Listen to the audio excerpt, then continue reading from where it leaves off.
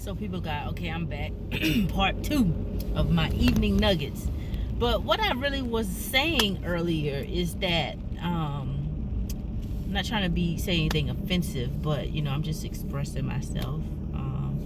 Hopefully folk can have eyes to see and ears to hear beyond discern what I'm trying to get at, right? But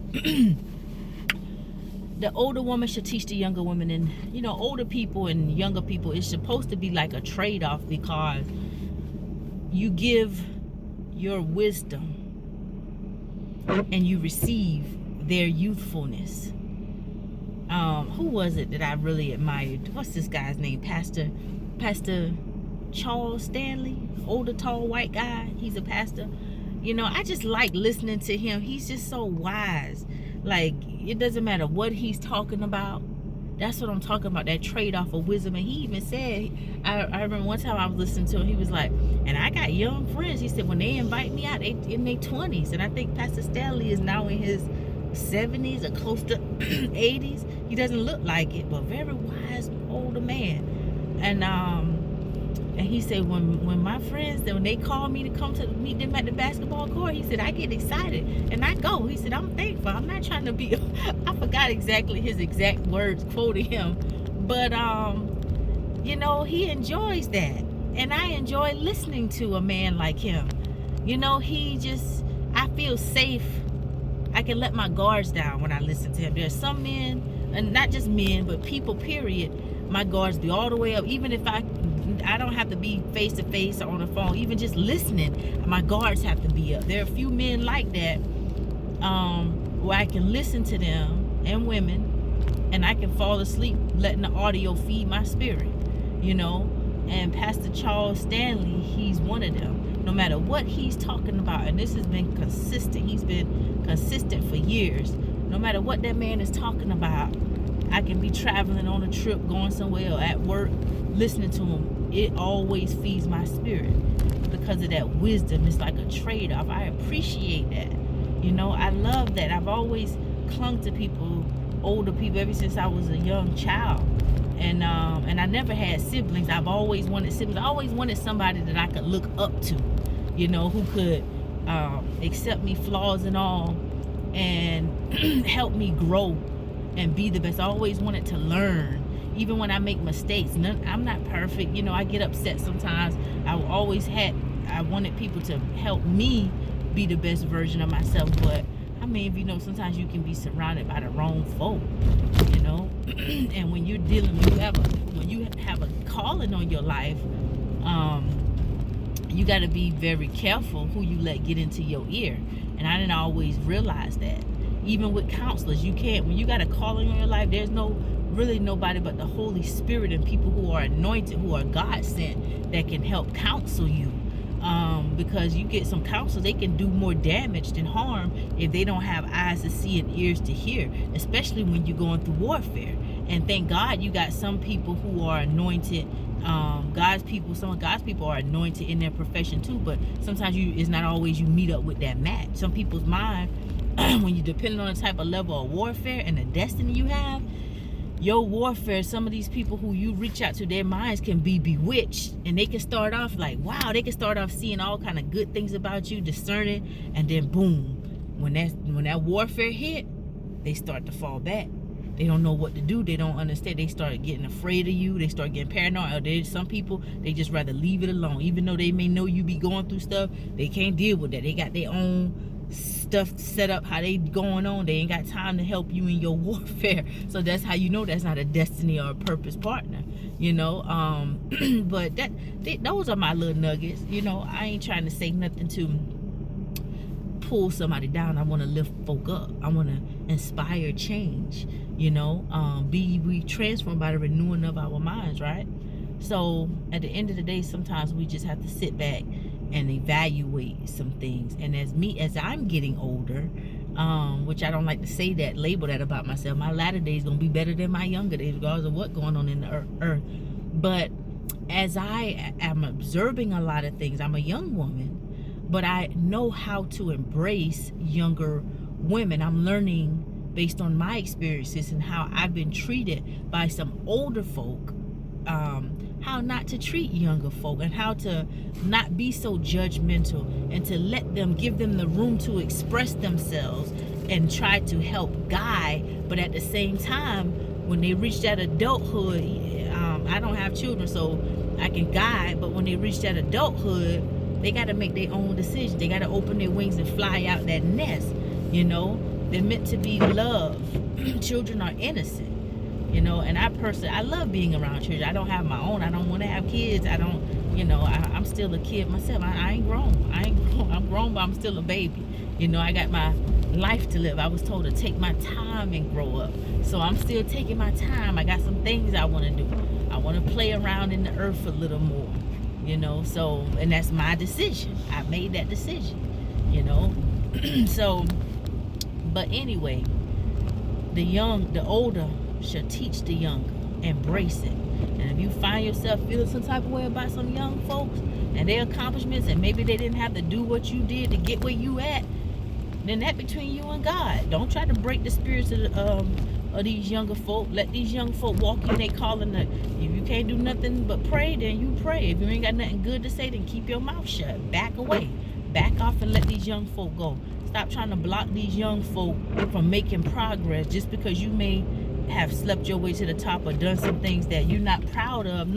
We all done things that we ain't proud of. Name one perfect person. When they brought that lady before Jesus, talking about some Moses law said we should stone her because she's a whore. Everybody knew her business out there in the street. How you think that lady felt? And Jesus was on his knees and he just looked up. And they talking about under Moses law we should stone her. And deep down inside they ain't want to do nothing but trap Jesus anyway. Them Pharisees, they still here in the land. Them Pharisees now, them haters. And so Jesus just was on his knees. That poor woman, I bet she had a heavy heart. Everybody calling out her sin, talking about like they so perfect. Some of them probably been the ones who done slept with her. And and not condoning her sin, but at the same time, who ain't sin and fall short of God's glory? And what's the number one sin going on in the world? It's the sin of the flesh. We got to be careful, men and women of God. We got to be very, very mindful of them spirit. Like I said, them freaks come out at night. But listen, so Jesus was on his knees, bending down, writing, and my spirit lead me to believe as he was bending down writing, he started writing different sins. And when the ones who been bringing them accused of them Pharisees who bringing that woman and try to